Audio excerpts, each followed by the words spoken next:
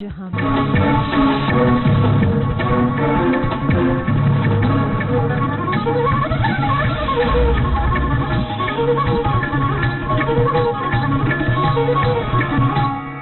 इस कार्यक्रम के प्रायोजक हैं पेट सफा आयुर्वेदिक चूर्ण।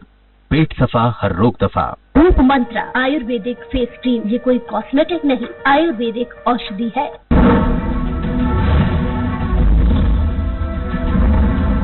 आप देख रहे हैं नंबर 1 प्रोग्राम जनता मांगे जवाब। नमस्कार, स्वराज एक्सप्रेस के खास प्रोग्राम जनता मांगे जवाब में आपका स्वागत है। मैं हूं एसपी त्रिपाठी। छत्तीसगढ़ में अब तक कोरोना और प्रवासी मजदूरों को लेकर सियासी वार पलटवार का दौर चल रहा था, लेकिन अब बीजेपी की राज्यसभा सांसद सरोज पांडे ने अपने एक बयान से प्रदेश की सियासत में नया बवंडर ला दिया। दरअसल सरोज पांडे ने इस बात के संकेत दिए हैं कि बीजेपी चाहे तो छत्तीसगढ़ की भूपेश सरकार कभी भी गिर सकती है।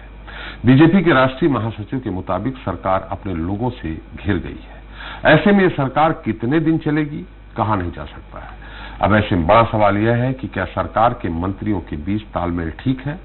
सवाल यह भी उठ रहा है कि क्या मध्य प्रदेश की तर्ज पर छत्तीसगढ़ बीजेपी भी सरकार को अस्थिर करने की कोई तैयारी तो नहीं कर रही। मुद्दा बड़ा है और गंभीर है, लिहाजा इस पर विस्तार से चर्चा होगी। इसके साथ ही बात होगी मध्य प्रदेश की भी, जहां 24 सीटों पर होने वाले उपचुनाव में बीजेपी और कांग्रेस जीत की नींव तैयार करने में जुट गई है। इस दौरान दोनों दल अपनी अपनी जीत का दावा करते हुए एक दूसरे पर वार पलटवार भी कर रहे हैं। उपचुनाव में ग्वालियर चंबल संभाग की 16 सीटें सबसे अहम हैं, क्योंकि यही 16 सीटें तय करने वाली हैं कि राज्य में बीजेपी सत्ता में बनी रहेगी या कांग्रेस की वापसी होगी, या फिर बसपा दोनों दलों के सियासी समीकरणों को बिगाड़कर मध्य प्रदेश की सियासत को फिर से जोड़ तोड़ की ओर ले जाएगी। ग्वालियर चंबल अंचल में मुरैना जिले की सबसे ज्यादा 5 सीटों पर चुनाव होने हैं। इसमें सुमावली भी शामिल है, जिस पर स्वराज एक्सप्रेस का सर्वे बताता है कि मुकाबला दिलचस्प हो सकता है। सुमावली में मतदाता किसे अपना सिरमौर बनाना चाहते हैं, आज ही हम जानने की कोशिश करेंगे। लेकिन शुरुआत छत्तीसगढ़ के साथ, जहां सरोज पांडे के बयान पर बवंडर मचा हुआ है।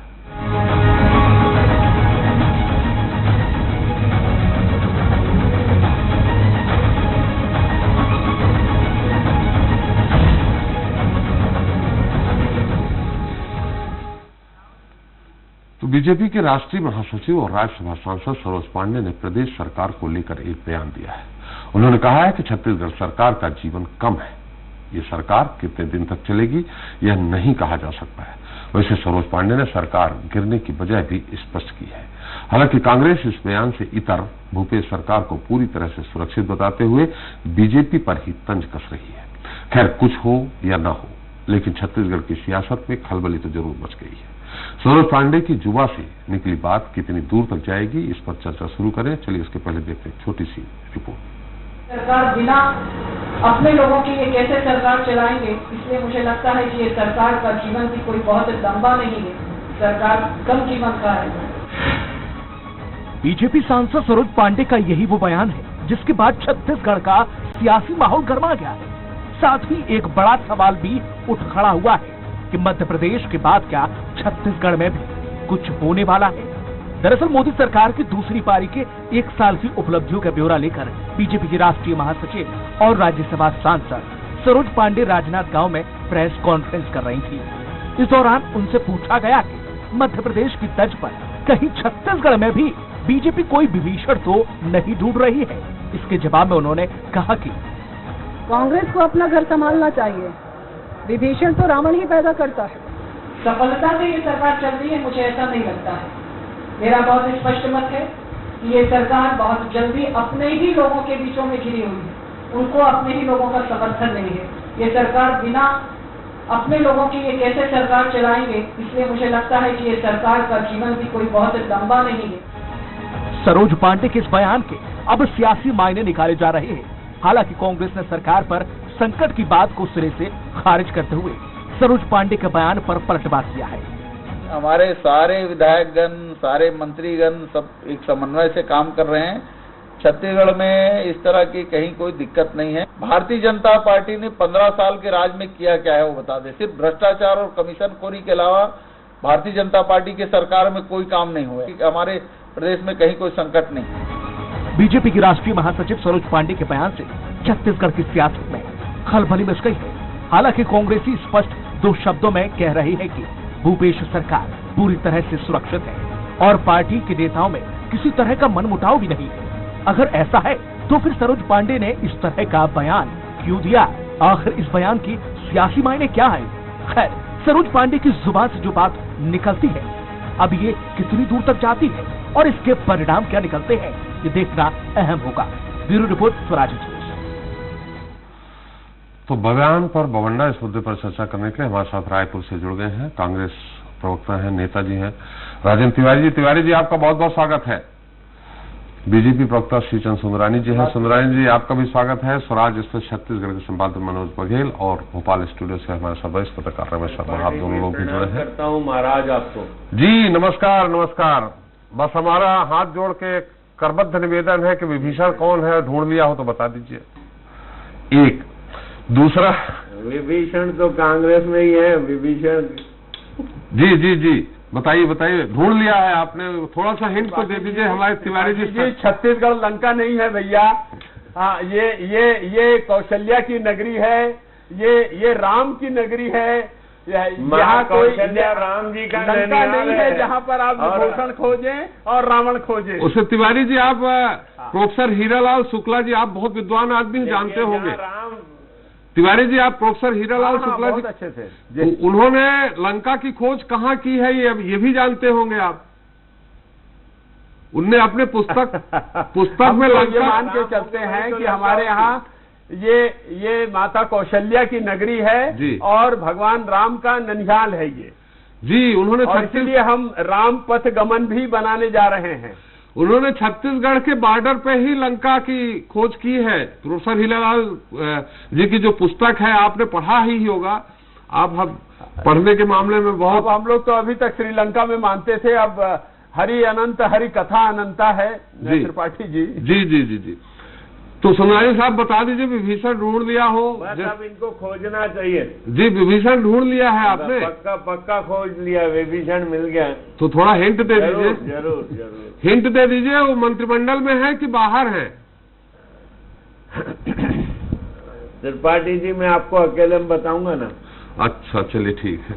लेकिन थोड़ा सा यहाँ राजनीतिक चर्चा इस बात को है कि जिस तरह से कैलाश विजयवर्गीय जी, नेता प्रतिपक्ष रहे गोपाल भार्गव जी, इन लोगों ने बयान दिया है कि हाईकमान का जिस दिन नंबर 1 नंबर 2 का इशारा हो जाएगा उस दिन हम सरकार गिरा देंगे। तो ये इशारा आपका हो चुका है हाईकमान से कि नहीं? एक और दूसरा, लेकिन सफर आपका बहुत लंबा है। यहाँ बहुत थोड़ा सा अंतर था, वहां 31 विधायकों को इस्तीफा दिलवाना पड़ेगा आपको और फिर सबको जिताना पड़ेगा।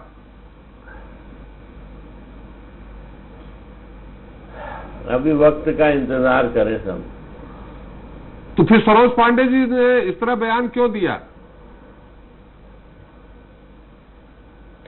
देखिए, निश्चित रूप से सरोज पांडे जी ने बहुत गंभीरता से जवाब प्रश्न खड़ा किया है और कहीं न कहीं इसमें पूरी गंभीरता है और भारतीय जनता पार्टी पूरी तरह आदरणीय सरोज पांडे जी के साथ खड़ी है जी। और निश्चित रूप से जो आदरणीय सरोज पांडे जी ने कहा है कि मुख्यमंत्री भूपेश बघेल जी अपनों से घिरे हुए हैं जी, तो उनको हमले अपनों से होने हैं। भारतीय जनता पार्टी संख्या बल में हम कम है जी, मात्र हमारे 14 विधायक हैं जी, अन्य गिनेंगे तो सब मिला के 21 विधायक होते हैं जी। लेकिन ये जो घिरे हुए हैं अपने लोगों से जी, जैसे ताम्रध्वज साहू जी के बारे में कहा जाता है कि मुख्यमंत्री की लॉटरी उन्हीं की निकली थी जी। लेकिन बाद में आदरणीय भूपेश बघेल जी और आदरणीय टीएस सिंहदेव बाबा के बीच में 2.5 साल का पैच हुआ जी। बाद में जो अभी परिस्थितियां बनती दिख रही है,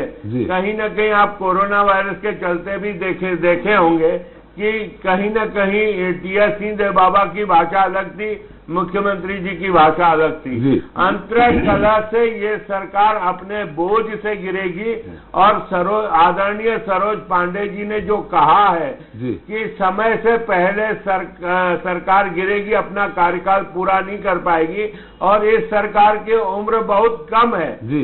इसका आशय ये नहीं कि आजकल में सरकार गिर जाएगी जी। लेकिन हमारे वरिष्ठ नेताओं से कुछ इनके लोग जी कहीं न कहीं संपर्क में हैं। जी जी जी जी जी जी जी तभी तो ना आदरणीय सरोज पांडे जी ने इतनी बड़ी बात कही है। वो जी। कोई मामूली नेता नहीं है जो इतनी बड़ी बेबाकी से बात कही है उन्होंने। जी सुब्रानी जी, आपको सलूट है कि अपने घर के बारे में जानकारी नहीं, दूसरे घर के बारे में बड़ी ताक झांक करके जानकारी रखते हैं आप। नहीं, मैं नहीं रखता हूँ जी। देखिए, ये हमारे आदरणीय वरिष्ठ नेताओं, जी मैं तो बहुत छोटा सा कार्यकर्ता हूँ। त्रिपाठी जी आपने बड़ा बना दिया अपने चैनल में जी जी नहीं नहीं, हम तो हमारे लिए तो बड़े ही हैं, लेकिन दूसरों के घर में मैं बहुत सामान्य सा कार्यकर्ता हूँ। दूसरों के घर में ताक झांक मत करिए। नहीं, हम लोग दूसरे के हम लोग ताक झाक त्रिपाठी जी नहीं कर रहे हैं। अगर दूसरे घर के लोग हमारे साथ आना चाहते हैं, जी देखिए ये गलतफहमी कांग्रेस ने मध्य प्रदेश में भी पाल रखी थी। जी। उनको लगता था कि वहाँ कुछ नहीं होना है। जी। कमलनाथ जी ने बड़ा अपमान किया महाराजा ग्वालियर का। जी जी जी उसका परिणाम ये हुआ जी कि सरकार इनको गंवानी पड़ी। जी। वही हाल छत्तीसगढ़ में है। जी। एक शस्त्र राज चल रहा है, एक आदरणीय भूपेश बघेल जी का अकेले का राज चल रहा है। जी। बाकी लोग उपेक्षित हैं, पूरी कांग्रेस पार्टी उपेक्षित है। बहुत बड़ा बहुमत होना भी खतरे की घंटी होती है। जी बिल्कुल, इससे बात सही है। आप बहुत ज्यादा अपमानित हैं सिंधिया जी को लेकर के। सिंधिया जी के साथ बड़ा अन्याय हुआ, इससे आप बहुत चिंतित हैं। बीजेपी पूरी चिंतित है। माफ करो महाराज का स्लोगन देती है। तो वो भाजपा में आए ना साहब। माफ करो महाराज का स्लोगन देती है। सुभद्रा कुमारी चौहान की कविताएं पढ़ी जाती हैं आपके नेताओं के द्वारा कहीं भी, और उसके बाद भी उनके अपमान का से आप वाकई में भाजपाई बहुत द्रवित हैं, इसमें कोई दो राय नहीं है। जी तिवारी जी बचिए, विभीषण आ गए हैं आपके यहाँ। और देखिए कहीं न कहीं ये बात तो आती है। देखिए यहाँ यही बात रहती थी कि सुबुगाहट हो रही थी कि नंबर 1 नंबर 2 कभी भी इशारा कर देंगे सरकार गिर जाएगी। हालांकि गिर गई है। यहाँ संख्या बल जो है उसमें मामूली अंतर था, आपके यहाँ बहुत भारी अंतर है। लेकिन भारी अंतर भी भजनलाल जी ने पूरी पलट दी थी कांग्रेस ही। आपको ध्यान होगा, आपको सारे राजनीतिक पृष्ठभूमि के बारे में सारी जानकारी रखते हैं। भजनलाल जी ने पूरी पार्टी ही पलट दी थी, जिसके कारण दल बदल विधेयक आया। तो कहीं ऐसा ना हो कुछ 80 में जी जी जी जी 80 के भजनलाल जी पूरी भजन मंडली के साथ आ गए थे। मेरी बात सुनिएगा थोड़ा सा। जी जी कांग्रेस में। अच्छा त्रिपाठी जी, मैं बोलना चालू करूं। अब थोड़ा बहुत ध्यान से मैंने श्रीचंद भाई को सुना है। जी जी जी सुन लीजिए मुझसे।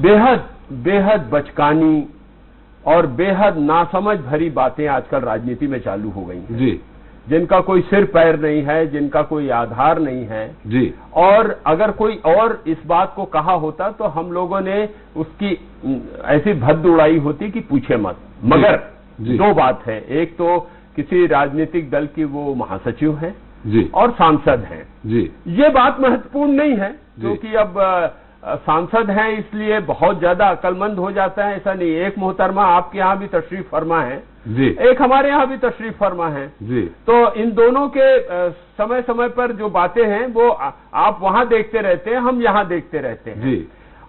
असल बात यह है कि इन्होंने हम दोनों जगह देखते रहते हैं। हम आप ही के हैं। पहले जब भारतीय तिवारी जी हम आप ही के हैं, हम दोनों जगह के हैं, हमको अलग मत करिए कृपया। नहीं हाँ ये बात ठीक है, स्वीकार्य, पूरी तरह से स्वीकार जी, क्योंकि आप तो अंतरंग हैं दोनों जगह और इसमें कोई शक नहीं जी। तो बात यह है कि मगर ये महिला है इसलिए हम लोग इनका बड़ा एहतराम करते हैं, कम से कम मैं तो बड़ा एहतराम करता हूँ।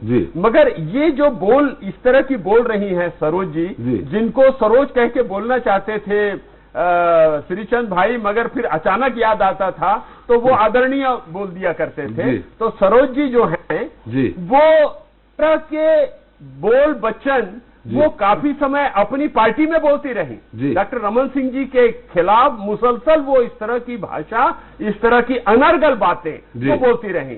ये उनके स्वभाव का हिस्सा है। अब राजनीतिक समीकरण हो, आला कमान की कृपा दृष्टि हो और महिला हो, इन सारे समीकरणों से अगर आप सांसद बन जाएं तो बहुत बड़ी योग्यता नहीं आ जाती, कुछ भाग्य की रेखाएं रहती है जो सब मदद करती हैं। मगर सरोज जी ने जो बातें कही है वो इतनी बचकानी, इतनी नासमझ भरी बात है। हमारे यहाँ 69 हमारे सांसद हैं, 3/4 विधायक हैं, 3/4 से ज्यादा बहुमत है हमारे यहाँ त्रिपाठी जी। मध्य प्रदेश जैसी स्थिति नहीं है हमारे यहाँ कि बाहर से लेना पड़ा।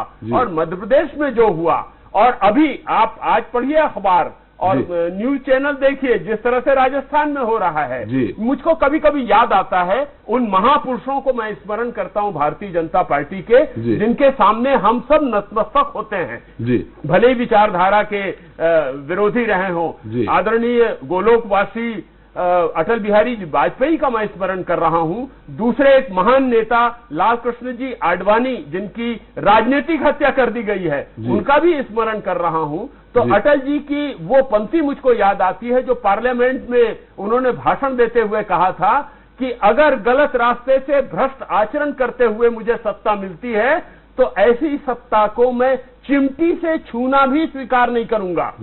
आज अटल जी की आत्मा, जिन्होंने वर्तमान प्रधानमंत्री को राजधर्म की शिक्षा दी थी, वो आत्मा रो रही होगी उनकी कि मैंने इनको क्या कहा था राजधर्म का पालन करने के लिए, और ये किस तरह का आचरण कर रहे हैं। निश्चित रूप से परम आदरणीय, अत्यंत आदरणीय लाल कृष्ण जी आडवाणी आज अपने घर में बैठ करके मित्रजनों के बीच में, परिजनों के बीच में चर्चा करते होंगे कि क्या हमने भारतीय जनता पार्टी को ये विशाल रूप, इस तरह का वातावरण बनाने के लिए दिया था। तो भारतीय जनता पार्टी की, चाहे गोवा में हो, चाहे कर्नाटक में हो, चाहे अजीत पवार के रूप में महाराष्ट्र का मामला हो, चाहे मेघालय का मामला हो, इनकी पूरी असलियत सत्ता पाने के लिए ये किसी भी हद तक जा सकते हैं।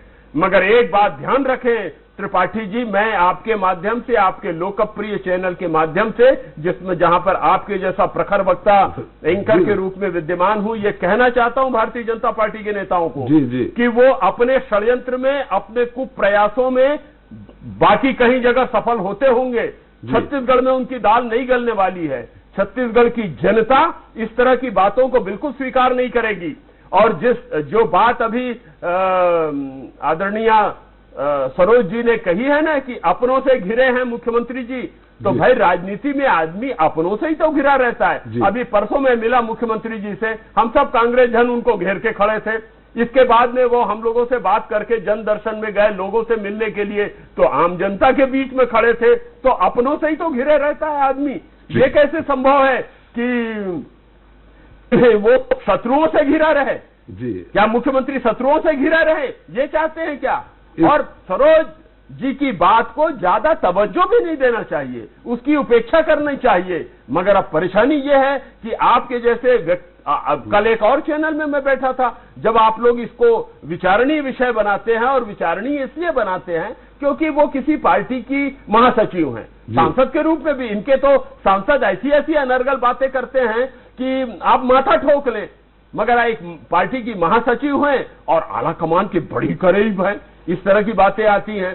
तो इसलिए आप इसको विचारणीय बना के आपने इसको चर्चा का रूप दिया है आज। मगर हम लोग जो तथ्यों से और जमीन के धरातल पर रहते हैं, वो इस बात को जानते हैं कि उनकी बातों को पहले भारतीय जनता पार्टी के, उनकी अपनी पार्टी के नेताओं ने कभी तवज्जो नहीं दिया, और हम लोग तो 2 पैसे की तवज्जो नहीं देते हैं उनकी बातों को। चलिए, और सबसे बड़ी बात यह है, आपने एक कहावत कही ना त्रिपाठी जी, मैं ये कहना चाहूंगा कि ये अपनी ढिंडोरी तो देखते नहीं, दूसरे की फुल्ली पे नजर लगाए हुए हैं। अरे अपना घर सुधार लो पहले। अभी हाल में विष्णु जी का जो, विष्णुदेव का जो चयन हुआ भारतीय जनता पार्टी के प्रदेश अध्यक्ष के रूप में, जिस तरह की बातें राम विचार नेताओं ने, जो इनके बड़ी पार्टी के नेता है, सार्वजनिक रूप से कहा, और जिस तरह से बाकी नेताओं ने कहा, पहले अपना घर संभालें। हम पूरी तरह से एकजुट हैं, पूरी तरह से मजबूत हैं, और सोनिया जी के नेतृत्व में, भूपेश बघेल जी के नेतृत्व में छत्तीसगढ़ निरंतर तरक्की कर रहा है। केंद्र सरकार के नाना प्रकार के प्रताड़ना के बावजूद, 1 पैसे का सहयोग नहीं देने के बावजूद, छत्तीसगढ़ की जनता अपना आशीर्वाद भूपेश बघेल जी को दे रही है, और कांग्रेस जन एकजुट है। ये मुराते में न रहे। जी, ये इतना ध्यान रख लें। जी बिल्कुल बिल्कुल। वैसे हम ये चर्चा का विषय इसलिए हमने चुना क्योंकि हम आपके शुभचिंतक हैं, हम आपको सचेत करना चाह रहे हैं। एक बिल्कुल सुंदरानी जी, हम आपके पास आ रहे हैं, सचेत करना चाह रहे हैं। और दूसरा, आप अगर कभी ऐसा कुछ आए तो हम एक आपको कुंजी कहते हैं ना, कुंजी भी दे रहे हैं। आप लोग कह दीजिएगा कि हम रमन सिंह जी को फिर से मुख्यमंत्री बनाने के लिए समर्थन दे रहे हैं, तो बयान से वो पलट जाएंगी। ये मैं थोड़ा सा आपको बता, आप बोलिएगा रमन सिंह जी को हम समर्थन दे रहे हैं तो बयान से पलट जाएंगी। जी सुंदरानी जी कुछ कहना चाह रहे थे, हम रमेश जी की टिप्पणी लेंगे। कर रहे हैं, मगर उनकी बात को रमन सिंह जी ने कभी गंभीरता से नहीं लिया। जी मैं वो बोलती थी रमन सिंह जी के खिलाफ और वो एक कान से सुन के दूसरे कान से निकाल दिया करते। तो फिर से आप लोग ये बोलिएगा रमन सिंह जी बनेंगे अगर ऐसा कुछ हुआ तो। जी सुंदरानी जी कुछ कह रहे थे आप।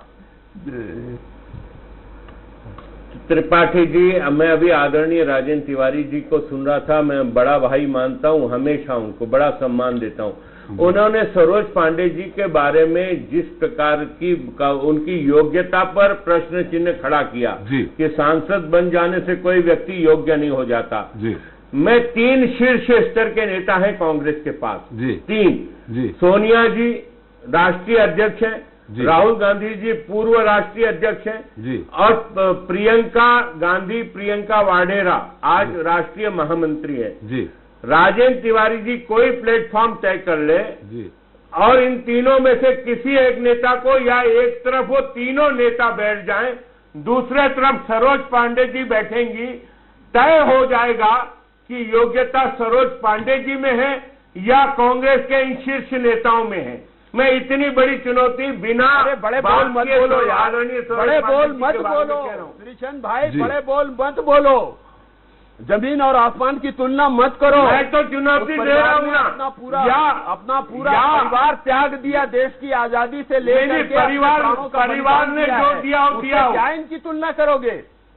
हाँ, मैं तो स्मरण कर रहा हूँ अटल बिहारी परिवार के जिन्होंने शब्द कहे थे सोनिया जी तक के लिए। याद करो उसको, थोड़ा पार्लियामेंट की कुछ पुरानी स्पीच निकाल करके देखो जिनका नाम आप ले रहे हैं। नहीं बात ही मत करो, हम उस दिशा में मत ले जाओ।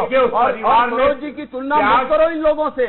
त्याग किया है, जमीन और आसमान का अंतर है दोनों। लेकिन सरोज पांडे जी की योग्यता पे हम सरोज पांडे जी एक काम करना श्रीचंद भाई, यहाँ से निकल के डॉक्टर रमन सिंह जी के पास बैठ जाना और पूछ लेना सरोज पांडे जी के बारे में। हम मुझसे बुलवाओ मत। करुणा शुक्ला जी आपकी पार्टी में अटल बिहारी जी वाजपेयी की भतीजी रही हैं, उन्होंने ऐसी ऐसी बातें बताई हैं कि मैं कैमरे के सामने बोल नहीं सकता। अब छोड़ दीजिए आप इन बातों को। चलिए उसको मत। वो आजकल कांग्रेस की बातों में जाए और अटल बिहारी और आप बरसों आपकी विचारधारा से आपके साथ में जुड़ी रही हैं और बहुत आदरणीय रही हैं। भारतीय जनता पार्टी की तरफ से वो सांसद रही हैं लगातार, विधायक रही हैं लगातार।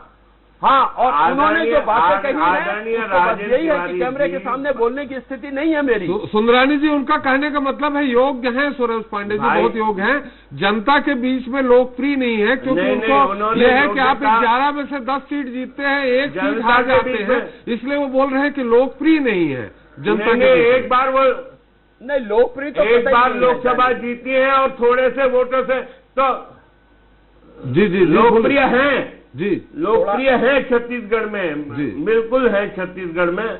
जब 13 में सफाया हो गया था, एक हार जीत होती है, कई बार ऐसा होता है। चलिए खैर, नहीं अभी आपके साथ प्रेम प्रकाश जी पांडे हैं ना, वहीं के हैं, थोड़ा उनसे ज्ञान प्राप्त कर लेना। चलिए अवसर सुंदरानी जी, हम एक बार हारी है, लेकिन चुनाव में तो हार जीत होती है। इंदिरा जी चुनाव हार गई थी। जी इंदिरा जी चुनाव हार गई थी, राहुल गांधी जी चुनाव हार गए, अटल जी भी हार गए थे ग्वालियर में, खत्म हो गई। हार जीत को जाने दो। अटल जी भी हार गए थे ग्वालियर में, अटल जी भी हार गए थे, अटल जी भी हार, मैं मान रहा हूँ अटल जी भी हार गए थे।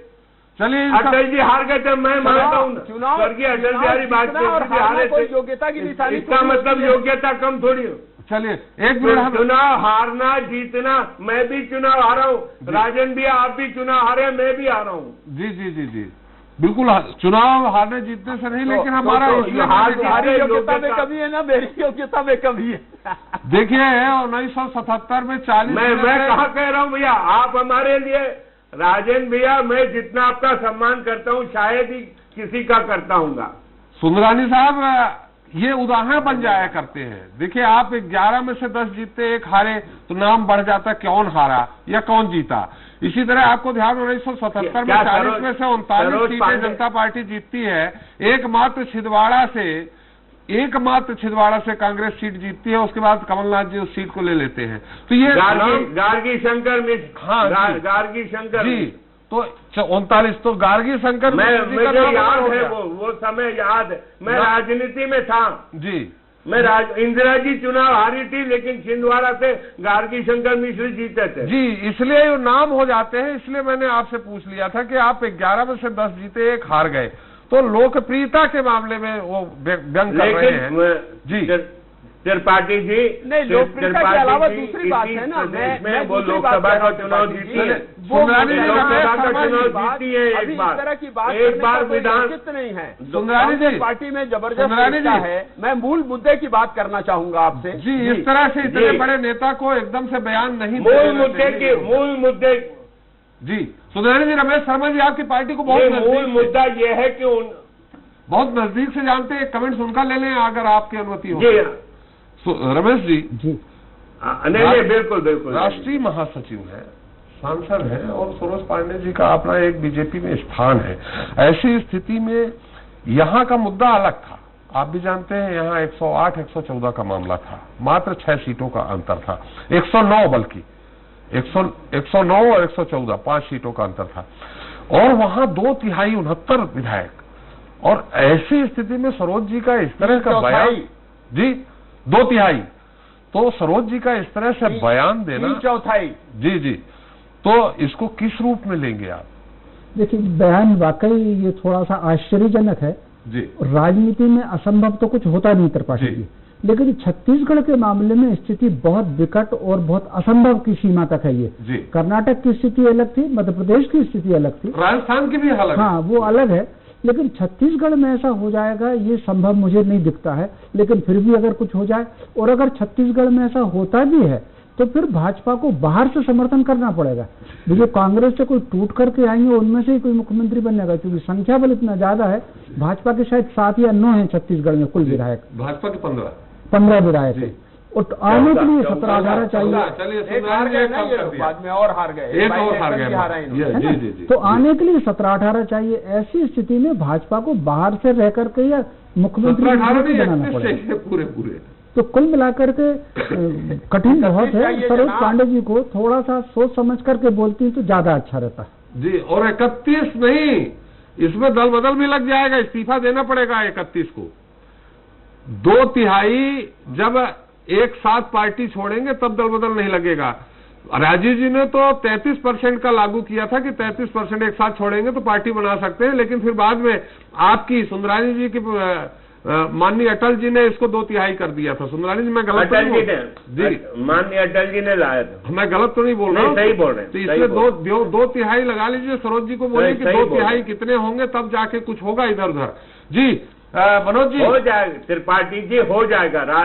राजनीति के मंच पे ही 0 में 100 हो जाता है। लेकिन भजन लाल जी के समय दल बदल विधेयक नहीं लागू था, उसके बाद वो उसी के कारण शायद दल बदल विधेयक लेके आए थे राजीव जी 85 में जी। जहाँ महाराज है ना इनके पार्टी में, वहाँ सब खोए होना।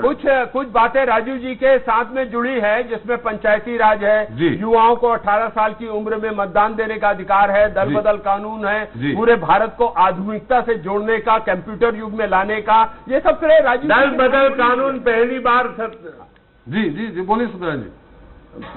10% वाला मोरारजी भाई की सरकार में लाया गया था, 10% का।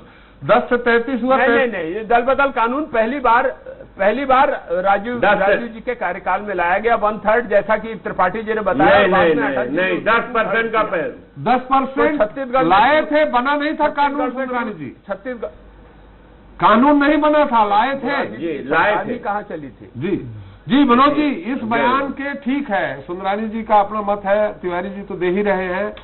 इस बयान के क्या मायने दूसरी तरफ लगा रहे हैं? क्या सिर्फ ये इस बात को लेके बयान दे दिया कि कुछ सनसनी फैलानी है, कि कुछ दम भी दिख रहा है? मनोज जी।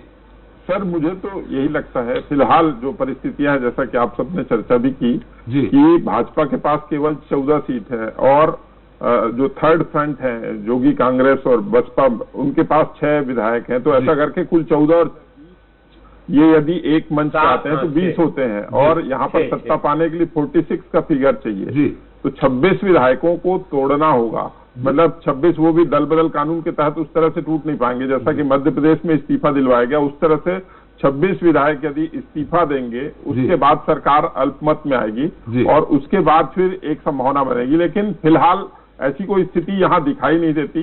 अभी की स्थिति में तो केवल एक वर्तमान जो परिस्थितियां हमको जो दिखती है उसके मुताबिक तो ये केवल हवाई बात ही लगती है। लेकिन विचारणी इसीलिए है, जैसा कि राजन तिवारी जी ने कहा कि इसको आपने विचारणी प्रश्न बना दिया, वो इसलिए बनाया कि ऑब्वियसली कि राष्ट्रीय महासचिव जो होते हैं वो किसी पार्टी के नंबर 2 होते हैं और वो यदि इस तरह की बातें कहे और खासतौर पर एक पूरे देश में एक तरह से जो परसेप्शन बन गया है कि भाजपा जो है कहीं भी सरकार गिरा देती है और जो है हर तरीके से जोड़ तोड़ कर लेती है, इस लिहाज से इस पर चर्चा कराना हमने आवश्यक समझा। लेकिन सुंदरानी जी, निश्चित तौर पे आप बोल रहे हैं बार बार कि विभीषण भी ढूंढ लिया और ऐसा हो सकता है, ये लोकतंत्र की हत्या नहीं होगी एक तरह से? भाजपा के अपने जो सिद्धांत हैं, नैतिकता जो भाजपा जिस पे खड़ी हुई है, हालांकि आप लोग कांग्रेस मुक्त करते करते बीजेपी को कांग्रेस युक्त कर लिया है, ये सब जानने लगे हैं, लेकिन ये लोकतंत्र की हत्या नहीं होगी? आदरणीय त्रिपाठी जी, भारतीय जनता पार्टी अगर सरकार गिराए तो गुनाहगार, लोकतंत्र की हत्या। अगर कांग्रेस पार्टी अपने नेताओं को नहीं संभाल पा रही है, अपने विधायकों को नहीं संभाल पा रही है, गुजरात से राजस्थान भाग रहे, राजस्थान से कहीं और जा रहे, ये स्थिति तो इनके विधायकों की है, तो हम क्या करें? अरे मध्य प्रदेश हम नहीं तोड़ेंगे, सिंह जी का हम नहीं सरकार गिरा रहे, वीडियो ऑडियो दोनों चल रहा है जी। और ये जब से मोटा भाई छोटा भाई की सरकार बनी है उनका यही काम है। इसीलिए मैंने महामना अटल बिहारी जी वाजपेयी का स्मरण किया कि आज वो जीवित होते तो इस तरह की परिस्थिति भारतीय जनता पार्टी में नहीं बनती।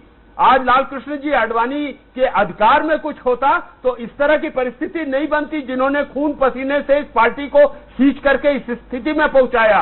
वो सारी मर्यादाएं, तिवारी जी, राजधर्म, तिवारी जी, राज दरबारी के शब्दों में कहूं तो बिल के अंदर घुस गई है। तिवारी जी, आप बार बार अटल जी का, आडवाणी जी का नाम लेके उनको पिन क्यों चुभा रहे हैं? उनकी दुखती रग में हाथ क्यों रख रहे हैं सुंदरानी जी के? नहीं, मैं अटल जी और आडवाणी जी वो हाँ, हम सब लोग प्रभावित रहे, हम लोग सभी प्रभावित रहे। मैं भी उतना ही प्रभावित हूँ जितने आदरणीय राजन भैया हैं जी। लेकिन इतना क्यों होगा? अगर बहुत भले बहुत सज्जन आदमी, यानी राजनीतिक विचारधारा अपनी जगह में होते हैं, मगर ये लोग मर्यादा को जीने वाले और संस्कृति को जीने वाले और राजधर्म का पालन करने वाले, सुचिता की रक्षा करने वाले लोग रहे भाई। चलिए, और अब कहाँ दिखाई देता है भारतीय जनता पार्टी में ये? जी सुंदरानी जी, इस बात से आप इत्तेफाक रखते हैं कि वो लोग सुचिता के द्योतक थे और अब जो आपके हाईकमान है वो नहीं है? वो सुचिता के द्योतक थे और अब जो आपके हाईकमान है वो सुचिता के द्योतक नहीं है, ये मानते हैं आप? नहीं, देखिए, मैं त्रिपाठी जी बिल्कुल मानता हूँ सुचिता के द्योतक थे और उन्होंने जो रास्ता दिखाया है उस पे रास्ते पे ये मोदी जी, अमित शाह जी चल रहे हैं, पूरी पार्टी उन्हीं के रास्ते पे चल रही है। और कांग्रेस इतनी विचलित क्यों है? अगर ये गलत फहमी पाले हुए हैं 2 तिहाई 3 तिहाई 4 तिहाई बहुमत की, पाले रखे जी, वो भी दिन दूर नहीं जिस दिन वो वक्त आ जाएगा सरकार गिर जाएगी। अरे ये गलतफहमी नहीं है भाई, ये सच्चाई है कि हम 3/4 बहुमत के साथ हैं। ये गलतफहमी कहाँ है भाई? ये तो तथ्य है, सच्चाई है। लेकिन तिवारी जी, और दूसरी बात आप बात कर रहे हैं, आप भूल गए कि अटल जी ने क्या कहा था इसे बगल में बैठाल करके नरेंद्र मोदी जी को कि इनको राजधर्म का पालन करना चाहिए। एक अकेली युक्ति का अगर वो पालन करते तो राजधर्म का पालन तो कर रहे हैं, इतनी उंगली नहीं उठ रही। अरे राजनीति में सत्ता आती है जाती है, अगर राजधर्म का पालन जाना लगा रहता है श्रीचंद भाई, मगर मान्यता और सुचिता राजनीति की, वो पवित्रता राजनीति की, वो अक्षुण्ण रहनी चाहिए। जो दुर्भाग्य से नहीं है, हमने देखा, सुचिता को कौन देख रहा है? वो देख रहे हैं। तिवारी जी, आज के अब छोड़िए, बहुत बदल गया है हम लोग। ये कलयुग अर्थयुग है। आप बिल्कुल ठीक कह रहे हैं। अब क्योंकि हम लोग उस विचारधारा के लोग हैं त्रिपाठी जी, तो हमारी आत्मा तो कचोटती है।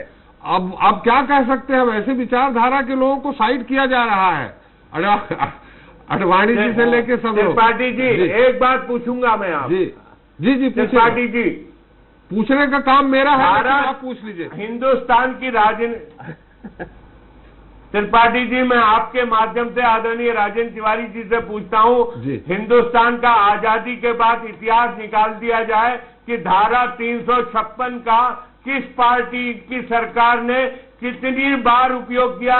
9-9, 10-10 सरकारें हमारी जी एक साथ भंग कर दी जाती थी जी, एक साथ गिरा दी जाती थी।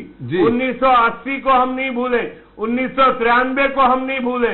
मध्य प्रदेश की सरकार, उत्तर प्रदेश की सरकार, राजस्थान की सरकार एक लाइन का आदेश निकालकर धारा 356 के तहत कार्रवाई की जाती है। तो क्या ऐसा कुछ छत्तीसगढ़ में हो रहा है कि सांप्रदायिक तनाव के चलते लोगों की हत्याएं हो रही है क्या?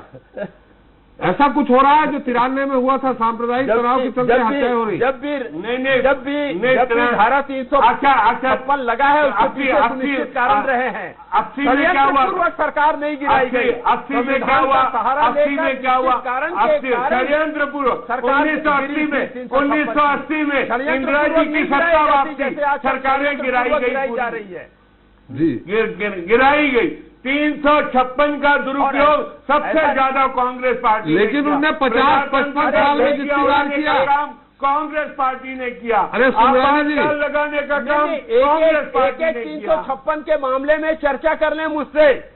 उन्होंने 50-60 साल में किया, आपने 6 साल में ही कर दिया। मैं भी तैयार हूँ, मैं भी तैयार हूँ, मैं भी तैयार हूँ। धारा 356 का दुरुपयोग कांग्रेस पार्टी ने कितना? धारा 356 का जो उपयोग हुआ है उसके पीछे सुनिश्चित कारण रहे हैं, षड्यंत्र और पीछे के रास्ते से पूरा भोग करके ये जो नई प्रवृत्ति चालू किया है ना आपके नेतृत्व में, वो विचारणीय है और वो सोचनीय है, चिंतनीय है। धारा 356 में का जितना दुरुपयोग कांग्रेस पार्टी ने किया है, उन्होंने 60 साल में किया। टेस्ट मैच खेलिए आप, 2020 खेलिए, 6 साल में करेंगे। इतिहास में किसी ने नहीं।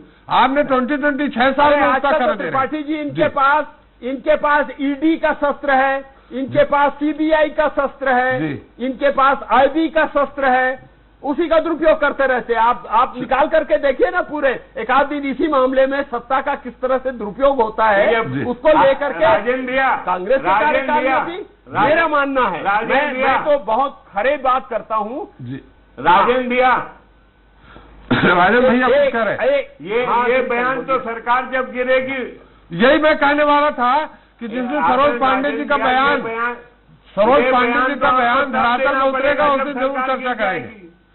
तिवारी जी, जिस दिन सरोज पांडे जी का बयान धरातल में उतरेगा उस दिन चर्चा करेंगे, उस दिन जरूर चर्चा करेंगे। अब दिल्ली के चाहने मात्र से तो छीका नहीं टूटा करता है भाई श्री। चलिए, समय हमारा चाहे कि छीका टूट जाए तो नहीं टूटता है। चलिए बहुत आज तिवारी जी का एक भी शेर नहीं आया, एक भी कविता नहीं आई, इसका हमें दुख है और बहुत उत्सुकता हो रही थी एक आध शेर कविता सुनने की, लेकिन अगली बार जब धारा 356 में चर्चा होगी तो जरूर सुन लेंगे। बहुत बहुत धन्यवाद सुंदरानी जी आपका, तिवारी जी आपका और मनोज जी आपका हमारे साथ चर्चा में शरीक होने के लिए। तो बीजेपी की महासचिव और राज्यसभा सांसद सरोज पांडे ने जो बयान दिया है उसकी विश्वसनीयता पर एक नहीं कई सवाल है, और ये सवाल इसलिए है क्योंकि मध्य प्रदेश की तरह छत्तीसगढ़ में कांग्रेस अल्पमत वाली सरकार नहीं है। छत्तीसगढ़ में कांग्रेस प्रचंड बहुमत के साथ सत्ता में आई, उसने राज्य की 90 में से 68 सीटों पर कब्जा कर सरकार बनाई, जबकि बीजेपी के खाते में इस समय महज 14 सीटें ही हैं। ऐसे में सरोज पांडे का यह बयान कि भूपेश सरकार का जीवन कम है, इसमें फिलहाल दम नहीं लगता है, बल्कि ऐसा लगता है कि सरोज पांडे अपने बयान से सनसनी मचाकर बीजेपी को प्रदेश में बैकफुट से सीधे फ्रंट फुट पर लाना चाहती है। हालांकि एक कहावत है कि खेल और राजनीति के मैदान में कभी भी कुछ भी हो सकता है। ऐसे में इस बयान को सिर्फ सुगम मान लेना भी उचित नहीं होगा। खैर, असल कहानी क्या है ये तो भविष्य बताएगा, लेकिन सरोज पांडे की जुबान से जो बात निकली उसका दूर तक जाना तय है।